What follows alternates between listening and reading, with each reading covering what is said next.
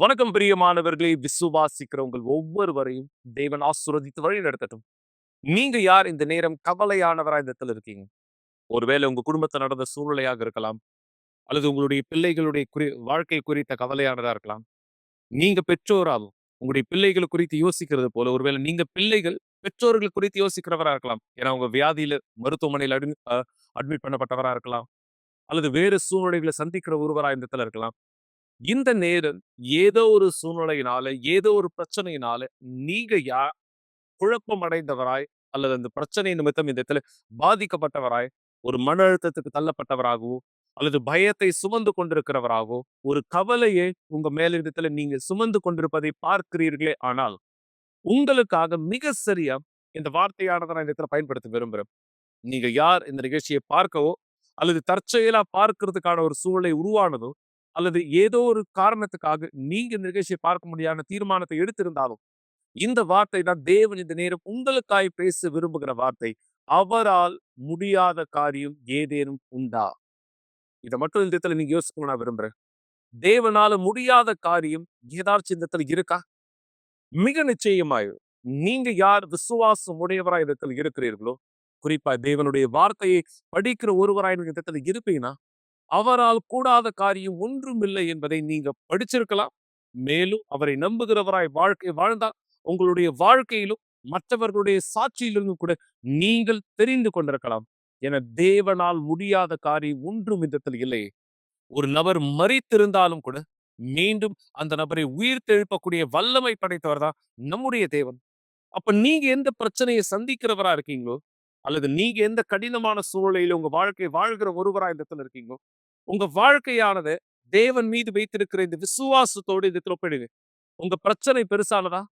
உங்களால சந்திக்கிற சூழலை ஜெயிக்க முடியாததா? மிக நிச்சயம் கிடையாது. தேவன் உங்களுடைய வாழ்க்கையை மாற்ற விரும்புகிறார். அந்த மாற்றம் அவருடைய வல்லமையை உங்க ஒவ்வொருத்தருடைய வாழ்க்கை மீது அதிகமாய் வெளிப்படுத்தும்படியாக மிக சரியா இதுதான் நீங்க பார்க்க போறீங்க இந்த நேரம், இந்த சாட்சியிலே. இவர்களுடைய வாழ்க்கை மீது தேவனுடைய அதி அற்புதமான பதில் எப்படியாக இந்த வந்தது என்பதை நீங்கள் காணும்படியாக. என தேவன் மாறாதவர். தெளிவா புரியுதா? தேவன் மாறாதவர். இது குறித்து நாம் தொடர்ந்து பேசுவதற்கு முன்பாக இந்த அருமையான வாழ்க்கை மாற்றத்தினுடைய சாட்சியை பாருங்கள். பிற்பாடு மீண்டும் இணைந்திருக்கலாம். உங்களுடைய பிரச்சனைகளை ஜெயிக்க வழியானதை தெரிந்து கொள்ளும்படியாக.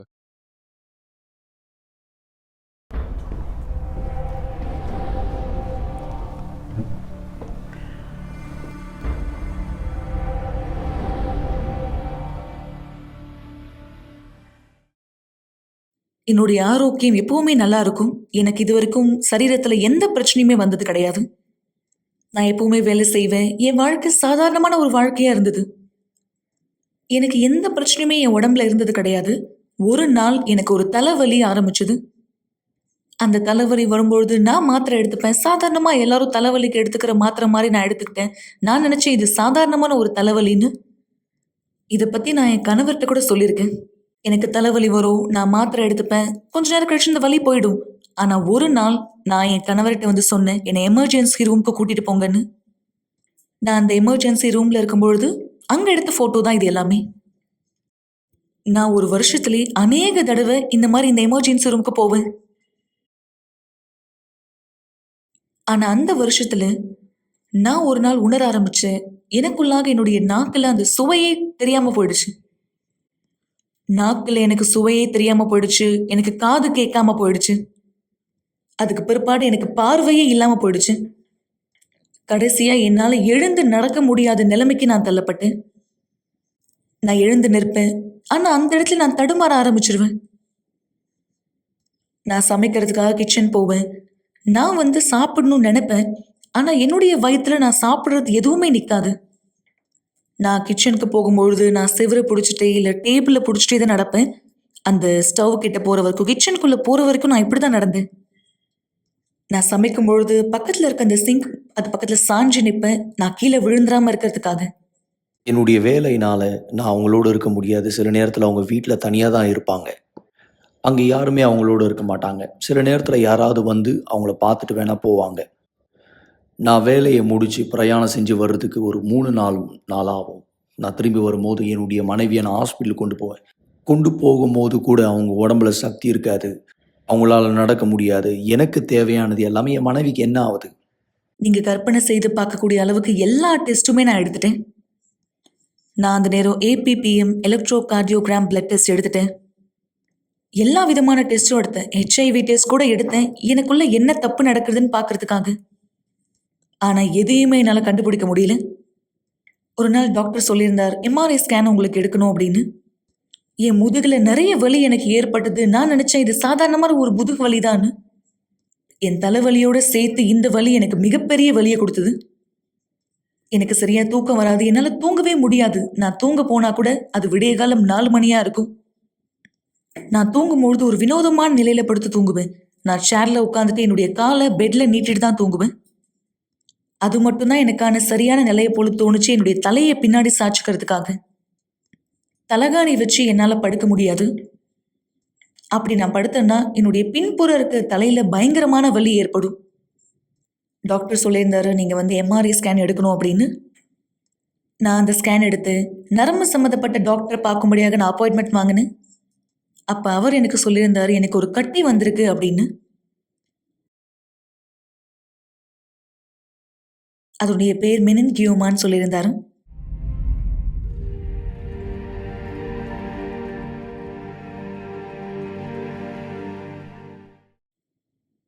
நான் எப்பவுமே விசுவாசத்துல இருக்க ஒரு பெண்ணா இருந்தேன். நான் ஒருபொழுதும் என்னுடைய விசுவாசத்தை கைவிடல. ஆண்டவராகிய இயேசுவை என் வாழ்க்கையில சந்தித்ததுல இருந்து அவர்தான் என் வாழ்க்கையில முதல் நபரும் மற்றும் முக்கியமான நபரா மாறினார். எப்ப டாக்டர் என்கிட்ட சொன்னாரோ, நான் அந்த டெஸ்ட் எடுக்கணும், அந்த டெஸ்டினுடைய ரிசல்ட்டா எனக்கு கட்டி இருக்குன்னு தெரிய வரும்பொழுது அவங்க என்கிட்ட சொல்லியிருந்தாங்க, நீங்க ஆபரேஷன் பண்ணா கூட உங்களுக்கு 5% மட்டும்தான் வாய்ப்பு இருக்கு நீங்க உயிர் பழைக்கன்னு.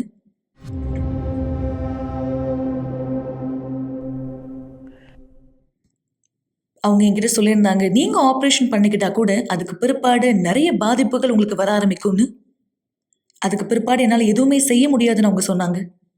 என்னுடைய செயல்களை என்னால செய்ய முடியாது, என்னால கேட்க முடியாது, அந்த சுவை எனக்கு மீண்டும் வராதுன்னு சொன்னாங்க. ஆனா நான் உங்ககிட்ட சொன்னேன், நான் இறந்து போக மாட்டேன் மற்றும் எதுவுமே எனக்கு நடக்காதுன்னு. ஏன்னா உயிருள்ள தேவனை நான் சேவிக்கிறேன். எனக்கு நினைவு இருக்கு, என்னுடைய மனைவியை பார்க்க வேண்டிய நேரத்தில் வேறு ஒரு பேஷண்ட்ஸை பார்க்க போவாங்க டாக்டர்ஸ். ரிப்போர்ட்டில் அவங்களுடைய பேரு கீழே ஒரு சிவப்பு நேரத்தில் ஒரு கோடு கிழிப்பாங்க. இது எப்படி இருந்தாலும் இவங்க இறந்துட போகிறாங்க. சில நேரத்தில் வேறு ஒரு பேஷண்ட்ஸை அதிகமாக கவனிப்பாங்க என்னுடைய மனைவியை விட. இது எல்லாமே எனக்கு எதிர்ப்பை கொண்டு வந்துச்சு. எனவே நான் போனேன்.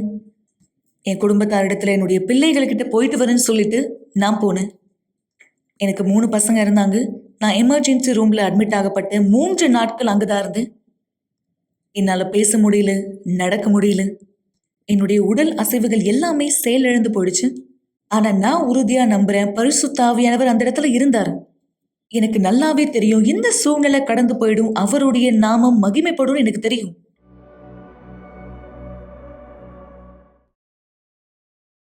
நான் உடம்பு சரியில்லாம இருந்த அந்த நேரம் பிசாசு எப்பவுமே யோசனையை கொண்டு வருவான், உன்னால இதை ஜெயித்து வரவே முடியாதுன்னு. எல்லா நேரமுமே தோல்விகரமான எண்ணம், நான் சீக்கிரமா சாக போறேன்னு. ஆனா நான் எப்பவுமே அந்த மாதிரி அசுத்தமான யோசனை வரும்போது எதிர்த்து நிற்கிற ஒரு பெண்ணா இருந்து நான் அந்த யோசனையை எதிர்த்து சொல்வேன், இல்ல நான் உண்மையாகவே உயிர் வாழ்வேன்னு. தேவனுடைய நாமத்தை நான் என் வாழ்க்கையில மகிமைப்படுத்துவேன். பரிசுத்த ஆவியானவர் எனக்குள்ள இருப்பாருன்னு நான் சொன்னேன். எனக்குள்ளாக பரிசுத்த ஆவியானவர் இருந்தா நான் ஏன் இந்த சூழ்நிலையை ஏற்றுக்கொள்ளணும்? 3 நாளுக்கு பிற்பாடு நான் ரெட் ஜோன் எமர்ஜென்சி ரூம்ல அட்மிட் ஆயிருந்தேன். டாக்டர் வந்தாரு. அவர் சொன்னாரு, இப்ப எனக்கு அவரை சிகிச்சை செய்ய போறாருன்னு.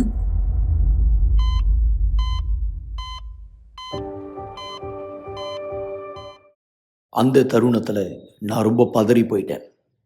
பரிசுத்த ஆவிதான் எனக்கு பலன் கொடுத்தார்.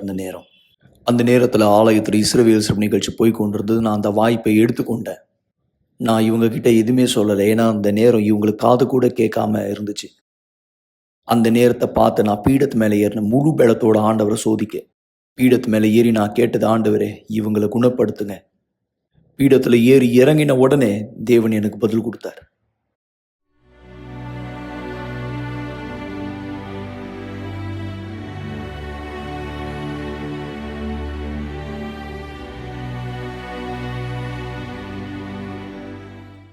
அதுக்கு பிற்பாடு டாக்டர் வந்து ஐசியூக்குள்ள போனாரு. அங்க இருக்க பேஷண்ட்லாம் எப்படி இருக்காங்கன்னு பார்க்கறதுக்காக அவர் அங்க என்ன பார்த்தார். அவர் சொன்னாரு, இன்னும் சில டெஸ்ட் எடுக்க வேண்டியது இருக்கு. உங்களால அசைய முடியுதா அல்லது நீங்க குணமாகறீங்களான்னு பார்க்கணும்னு சொல்லியிருந்தாரு. அவருடைய விரல்களை அசைச்சு என்ன கேட்டாரு, உங்களால பார்க்க முடியுதா என்னுடைய கை எங்க இருக்குன்னு. நான் அதை பின்தொடர்ந்து அவரை பார்த்துட்டே இருந்தேன். அவரை ஆச்சரியப்பட வச்சது என்னன்னா, நான் பேசின சத்தத்தை அவர் கேட்கும் பொழுதுதான். ஏன்னா நான் பேச முடியாம ஆயிட்டேன். என்னால எதையுமே ஒழுங்கா பேச முடியாம ஆயிடுச்சு. அவர் அந்த நேரம் சொன்னாரு, சரி நீங்க சரியாயிட்டீங்க, நீங்க உண்மையாகவே முழுமையா குணமாயிட்டீங்கன்னு சொன்னாரு. அவர் சொல்லியிருந்தாரு, இது எவ்வளவு பெரிய கட்டி உங்களுக்குள்ளாக இருந்தது, இது மிகப்பெரிய ஒரு ஆபரேஷன், இது எல்லாம் முடிஞ்சு கூட நாங்க நினைச்சோம் நீங்க செயல் இழந்துருவீங்கன்னு, ஆனா எல்லாத்தையுமே நீங்க மீட்டெடுத்து கொண்டீங்கன்னு சொன்னாரு. அவர் இந்த வார்த்தையை சொல்லும்பொழுது நான் ஆச்சரியப்பட்டேன். இதை வச்சு நீங்க சாட்சியே சொல்லலாம் அப்படின்னு சொல்லியிருந்தாரு. நான் நடக்க ஆரம்பிக்கும் பொழுது அங்கிருந்த பிசியோதெரபிஸ்ட் என்ன பார்த்து ஆச்சரியம் அடைந்தாங்க. ஏன்னா ஒருத்தவங்களுக்கு மூளையில கட்டி வந்திருந்ததுன்னா ஒரே இரவுல எல்லாவற்றையும் அவங்க மீண்டுமாக எடுக்க முடியாது.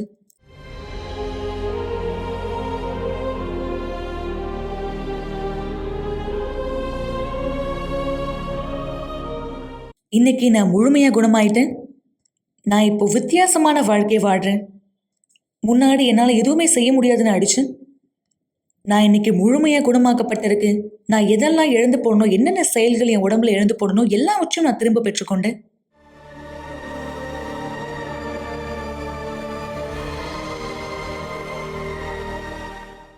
எனக்குள்ளாக இருக்க பரிசுத்தாவிக்கு நான் நன்றி சொல்றேன். பீடத்திலிருந்து எனக்காக வந்த வல்லமைக்காக. இன்னைக்கு எனக்கு ஆரோக்கியம் இருக்கு, மற்றவர்களை காப்பாற்றுவதற்காக. நல்லது மக்களே. இந்த சாட்சியில் நீங்க பார்த்தது போல விசுவாசமானது எதை வேண்டுமானாலும் உங்களுடைய வாழ்க்கை மீது நிஜமாக்க முடியும். நிச்சயமா இந்த விசுவாசம் தேவன் மீது இந்த இடத்தில் இருக்கிற விசுவாசமானதா இந்த இடத்தில் இருந்தால், என அவருடைய வார்த்தை சொல்கிறது, விசுவாசிக்கிறவனுக்கு எல்லாம் கூடு. அது எவ்வளவு கடினமோ, அது எவ்வளவு பிரச்சனையோ என்பது தேவனுக்கு முக்கியமானது கிடையாது. நீங்கள் விசுவாசிக்கிறீர்களா? அந்த விசுவாசத்திலே எப்படியான ஒரு பதிலை இந்த இடத்துல பார்க்க விரும்புறீங்க? மிக நிச்சயம் விசுவாசம் என்பது ஒரு நபருடைய தனிப்பட்ட தீர்மானம். நான் விசுவாசிக்கிறேன்றதுனால நீங்க என் விசுவாசத்துல பதில் பார்க்க முடியாது. நீங்க விசுவாசிக்கிறீங்கன்றதுனால உங்க விசுவாசத்திலே நான் பதில் பார்க்க முடியாது. என் வாழ்க்கைக்கு எது அவசியமோ நான் அதை விசுவாசிக்கிறேனா? ஏன்னா இந்த நேரம் நான் விசுவாசிக்கிறேன். தேவன் குணமாக்கல கொடுக்க விரும்புறேன். தேவன் பதில்களை இந்த இடத்துல கொடுக்க விரும்புறேன். தேவன் வாழ்க்கையை இந்த இடத்துல மாற்றும்படியா இந்த இடத்துல விரும்புறேன். தேவன் அதி அற்புதமான காரியங்களை செய்யும்படியா இந்த இடத்துல விருப்பம் உள்ளவராக இருக்கிறார். செய்கிறார், செய்து கொண்டிருக்கிறார், இன்னும் செய்வார். யாருக்காக? அவர் மீது நம்பிக்கை வைத்து அவரை தன்னுடைய பலனாய் இந்த இடத்துல மாற்றுகிறவர் யாரோ அவர்களுடைய வாழ்க்கைக்குள்ளாக. எனவே இந்த நேரம் நான் உங்களுக்கு சொன்ன பிரகாரம் தீர்வானது என்ன? என்னுடைய வாழ்க்கை மாறுவதற்கு வழியானது என்ன? இந்த கேள்விதான் உங்களுக்குள் இந்த இடத்துல இருக்குன்னா, உங்களுடைய விசுவாசம் தான் அதற்கான தீர்வு. நீங்கள் எப்படியாக தேவன் மீது உங்களுடைய நம்பிக்கையானதை இந்த இடத்துல வைக்கிறீர்கள், அந்த நம்பிக்கை எப்படி உங்களுடைய வாழ்க்கை மீது பார்க்க வேண்டிய பதில்களை நோக்கி உங்களை நகர்த்துகிறது. இப்படியாக தேவன் அதி அற்புதமான காரியத்தை உங்களுடைய வாழ்க்கையில் இந்த நேரம் செய்ய விரும்புகிறார். பாஸ்டர், நான் வியாதியா இருக்கேன், குடும்பத்தார் வியாதியா இருக்காங்க, நான் பலகீனமா இருக்கேன், குடும்பத்துல இந்த பிரச்சனை இருக்கு, இது முடியாத காரியமா இருக்கு, இதை என்னால ஜெயிக்க முடியாததா இருக்கு. உங்களால, என்னால, நம்முடைய பலத்தால் இது முடியாம இருக்கலாம். ஆனா தேவனால் கூடாதது ஒன்றுமில்லை. உங்க விசுவாசத்தை அவர் மீது முழுமையாக, அவர் மீது உங்களுடைய வாழ்க்கையின் முழுமையை அர்ப்பணிக்கும்படியாக விசுவாசிகள். தேவன் அதி அற்புதமான காரியத்தை உங்களுடைய வாழ்க்கையின் மீதா இந்த இடத்துல நிறைவேற்றுவார். இதுதான் நீங்க சாட்சியில பார்த்தது. மேலும் இன்னொரு அது அற்புதமான மாற்றத்தை இந்த சாட்சியில நீங்க இந்த இடத்துல பார்க்க போறீங்க. தேவன் இன்றும் மாறாத தேவனாய் தான் இருக்கிறார் என்பதை நீங்களே புரிந்து கொள்ளும்படியாக சாட்சியை பாருங்கள். பிற்பாடு இன்னொரு மிக முக்கியமான காரியத்தோடு உங்களோடு இணைந்திருப்பேன். என்னுடைய திருமண வாழ்க்கையில நான் ரொம்ப ஆக்ரோஷமான நபரா இருந்தேன். ஒரு பெண்ணா இவர் என்னை மதிக்கல, எனக்கு ரொம்பவும் துரோகம் பண்ணிட்டு இருந்தாரு. உண்மையில எனக்கு 2 விதமான உணர்வு இருக்கு. எப்போ துரோகம் பண்ணிக்கிட்டே இருக்கிறனோ அந்த ஒரு உணர்வு. அது மட்டும் இல்லாம எனக்குள்ள ஒரு வேதனையானது இருந்தது. அதே சமயத்துல வீட்டுக்குள்ள குழப்பம், அது மட்டும் இல்லாம மோசம் பண்றது, இப்படி நிறைய விஷயங்கள் எங்களுக்குள்ள இருந்தது. ஒரு நாள் அந்த சண்டை ரொம்ப பெருசானது.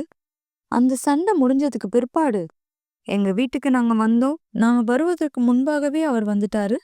என் பக்கத்து வீட்டுல இருக்கவங்க ஒருத்தவங்க சொன்னாங்க, அவரை அவருடைய காதலியோட பார்த்தேன்னு சொல்லியிருந்தாங்க. அப்போ எனக்கு பைத்தியம் பிடிக்கிற மாதிரி இருந்தது.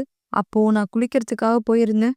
நான் குளிக்க போயிட்டு வெளியே வந்த பொழுது அவர் முகத்தை பரிதாபமா வச்சிருந்தாரு. அவர் பண்ற தவறுக்கெல்லாம் என்கிட்ட வந்து அவர் கேட்பாரு. அவர் தவறு செய்யறது போல நான் வெளியே யார்கிட்ட கூட நான் தவறு செய்யறேன்ற ஒரு எண்ணம் அவருக்குள்ள இருந்தது. எங்களுடைய பாத்ரூம்ல ஒரு இரும்பு ராடானது இருந்தது. அந்த இரும்ப நான் எடுத்தேன். என்னுடைய ஆடைய சரியா போடுறதுக்கு கூட எனக்கு நேரமானது இல்ல. நான் உடனே வெளிய போனேன். அந்த ராடோட, என்னுடைய டவலோட நான் அப்படியே வெளிய போயிருந்தேன். எல்லாத்தையும் அவர் மேல போடுறதுக்காக. எங்களுடைய மகள் ரொம்பவும் பயந்துட்டாங்க. வீட்ல இருக்க எல்லா பொருளையுமே நான் உடைச்சுட்டேன்.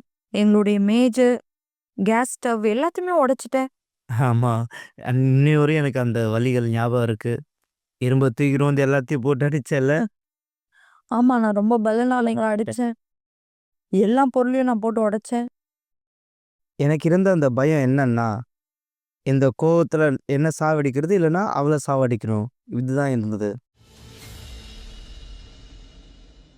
அநேக தடவை நான் பார்த்திருக்கிறேன். வேலைக்கு போகும்போது நடந்து போறது. என்னுடைய நண்பர்கள் சொல்லுவாங்க, எப்பவுமே என்னுடைய மனைவி கவனிச்சுக்கிட்டே இருக்காங்கன்ட்டு. எனக்கு நல்ல ஞாபகம் இருக்கு. ஒரு நாள் இதுக்காக இவ வந்து ஒரு நாள் விலை செலுத்தியே ஆகணும் அப்படின்ட்டு நான் திட்டம் போட்டேன். ஒரு நாள் நான் நடந்து போனேன். அவ பின்னாடியே வரான்னு எனக்கு தெரியும். ரொம்ப தூரம் நடக்க வச்சேன். யாருமே இல்ல. அப்போ அவள வந்து தனியா நடக்க வைக்கணும் ரொம்ப தூரம் அப்படின்ட்டு நடந்தா பாதி தூரத்திலேயே திரும்ப வந்துட்டா. எங்க இருந்தன்னு கேட்டா, அவ எங்கேயோ வெளிய போயிருந்தேன்னு சொன்னா. ஆனா எனக்கு தெரியும் அவ பின்னாடி தான் வந்துன்னே இருந்தான்ட்டு. அவர் ரொம்ப மோசமானவர்ன்னு எனக்கு தெரியும். அவர் ரொம்ப மோசமானவர். நான் அவர் பின்னாடி நடந்து வரேன்னு அவருக்கு தெரிஞ்சு கூட, அவர் என்ன ரொம்பவும் நடக்க வச்சாரு. என்ன அவர் பார்த்துக்கணும். ஆனா, அவர் ரொம்ப நடக்க வச்சாரு. இப்ப கூட நான் அந்த வழியா வேலைக்கு போகும்பொழுது, அந்த வழிய பார்க்கும்பொழுதெல்லாம் எனக்கு ஞாபகம் வரும். அவர் அந்த அளவு என்ன அவ்வளோ தூரம் நடக்க வச்சாருன்னு. இன்னைக்கு கூட, இப்ப கூட நான் அந்த வழியா வரும்பொழுது எனக்கு ஞாபகம் இருக்கு. எனக்கு அந்த அளவு நடக்க வச்சாரு. ரொம்ப தூரம் நடக்க வச்சேன்ல. ஆமா, நடந்தேன். இது மோசமானது. எதுவுமே சரியாகல. ரொம்ப மோசமான சூழ்நிலை. நான் ஒரு தடவ தற்கொலை கூட முயற்சி செஞ்சேன். நான் ரொம்பவும் கஷ்டத்த கடந்து சென்றேன். நான் வெளிய போனேன். நான் நடந்து போயிட்டு இருந்தேன். அடுத்த தெருவுக்கு போயிருந்தேன். நான் 1வது தெருவுக்கு போகும்பொழுது, அங்க வந்த பேருந்துல விழுந்து இறந்துடணும்னு நெனச்சேன். அந்த உணர்வு அந்த அளவு பலனானதா இருந்தது. எனக்கு உண்மையா விருப்பமே இல்ல.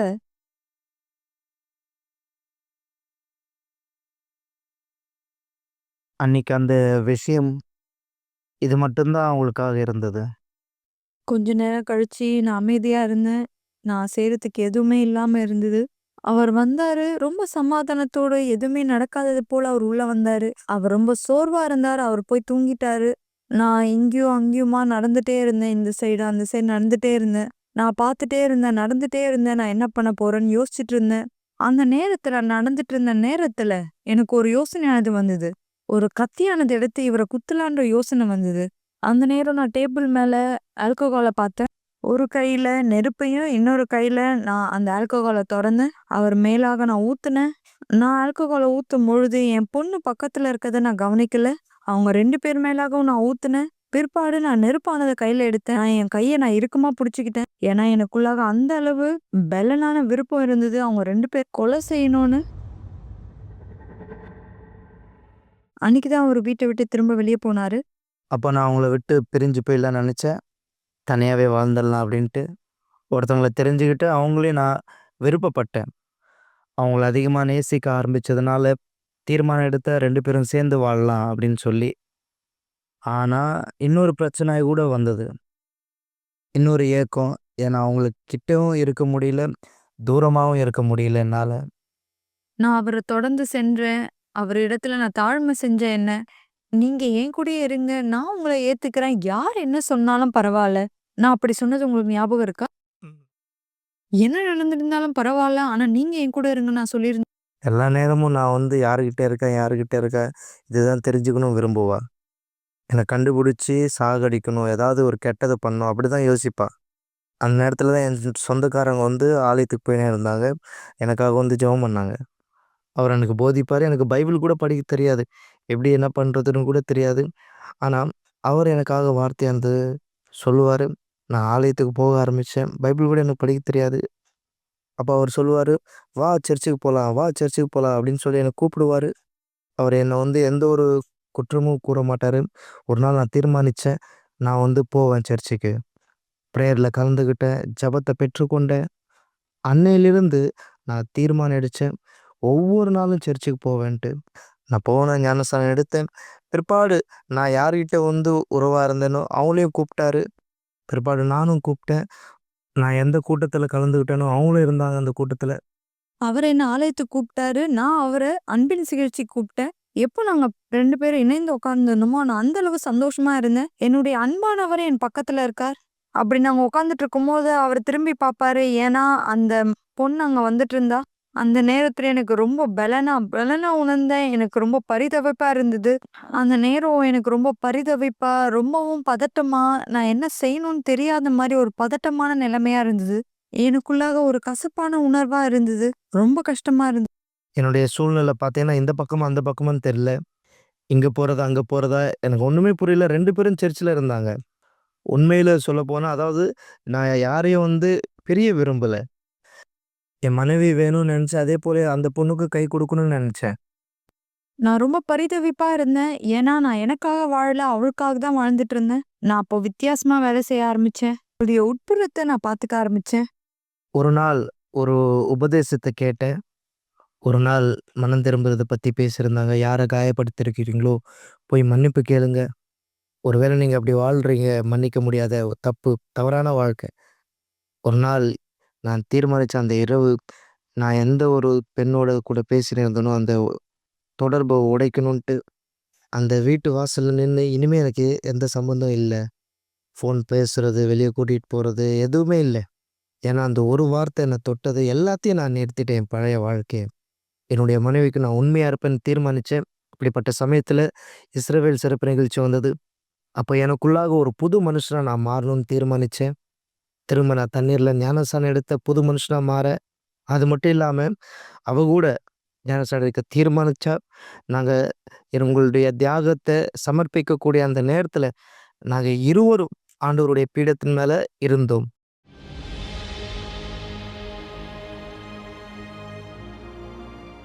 எனக்கு நல்லா ஞாபகம் இருக்குது.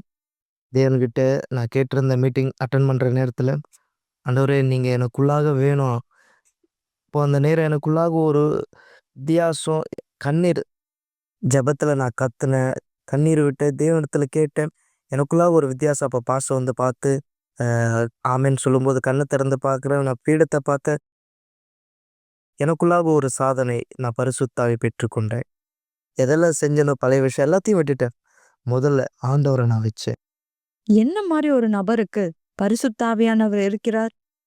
ஒரு புதிய வாழ்க்கையானது இருக்கு. தேவனோட ஒரு வாழ்க்கையானது இருக்கு. இதுதான் எனக்கு எல்லாமே.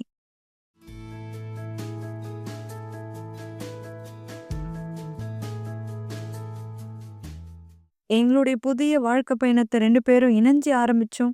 அன்பின் சிகிச்சையில தான் எல்லாமே ஆரம்பிச்சது. நாங்க இருவர் மட்டும்தான், நானும் அவரும் தான்.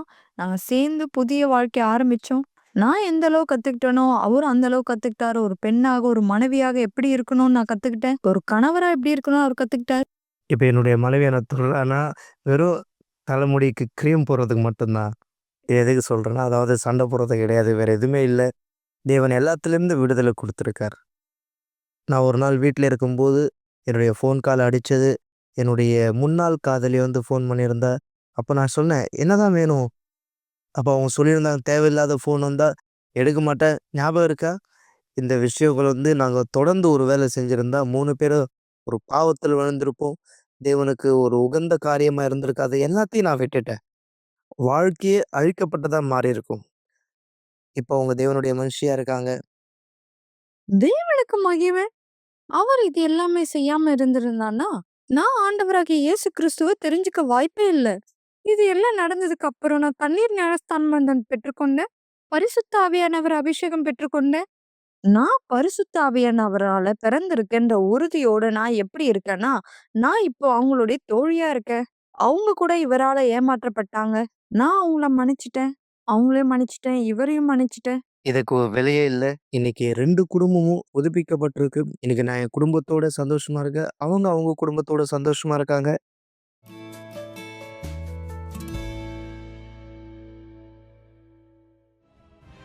மிக நிச்சயமா மக்களே, நீங்க பார்த்த பிரகாரம் இப்ப சொல்லுங்க, உங்களால எது முடியாத விஷயம்?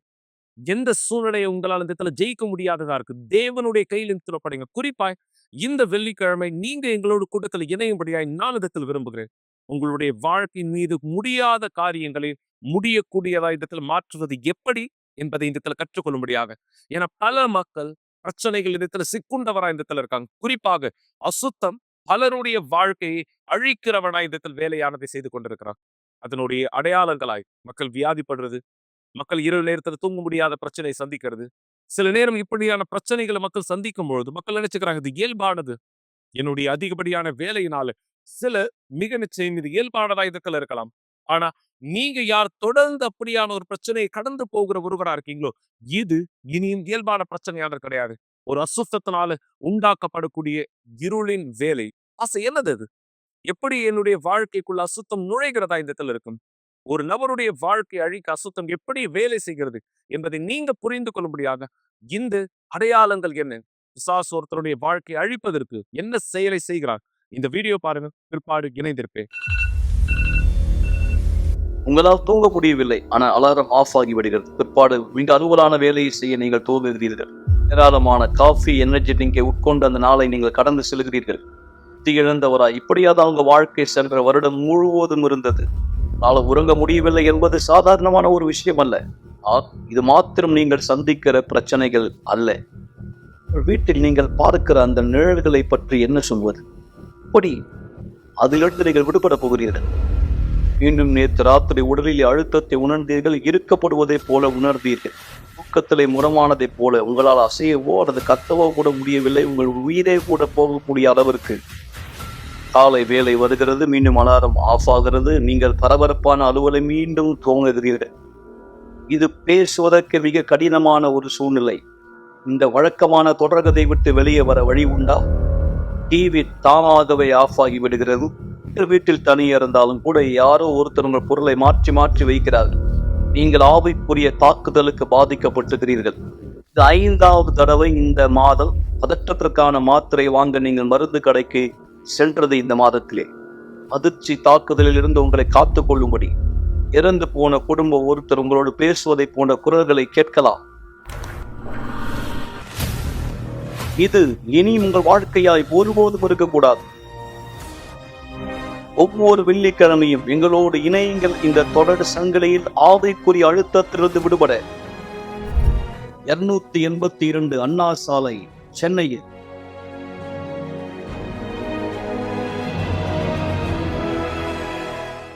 நல்லது மக்களே, நீங்க பார்த்தது போல இப்படியான அடையாளங்கள் ஒன்றோ அதற்கு மேற்பட்டும். ஒருவேளை இது உங்களுடைய சொந்த வாழ்க்கையில் நீங்க பார்க்கலாம். பாசை இது நிஜம், நான் இப்படியான அடையாளங்களை என் வாழ்க்கைக்குள்ள இந்த பார்த்து கொண்டிருக்கிறேன். தேவன் உங்களை விடுதலையாக்க விரும்புறார். இந்த அசுத்தங்களுக்கு இனியும் நீங்க அடிமையா இருக்க வேண்டிய அவசியமானது கிடையாது. அவர் உங்க வாழ்க்கையை மாற்ற விரும்புகிறார். மிக நிச்சயம் அவர் விரும்புகிறதுனால் மட்டுமல்ல, நீங்கள் அனுமதி கொடுத்தாலும். நீங்க என்ன செய்தா? அனுமதி கொடுத்தா.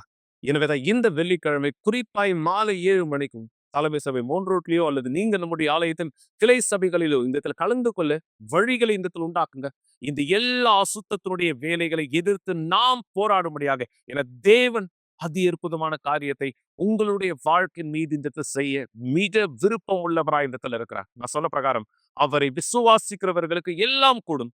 உங்களுடைய பதில்கள் எல்லாவற்றையும் பெற்றுக்கொள்ள பிசாசை நீங்கள் எதிர்த்து போராடுவது மட்டுமல்ல, அவனை ஜெயிக்க வேண்டியது அவசியமானதா இருக்கும். இந்த விசுவாசத்தின் வழியை இந்த வெள்ளிக்கிழமை கற்றுக்கொள்வீர்கள். தேவன் உங்களுடைய வாழ்க்கையானதை அதி அற்புதமான விதத்திலே மாற்றவும் அவருடைய நாமத்தை மகிமைப்படுத்துகிற சாட்சியாக நீங்கள் முன்னேறவும் தேவன் உங்களுக்கு உதவி செய்ய தயாரா இருக்கார்.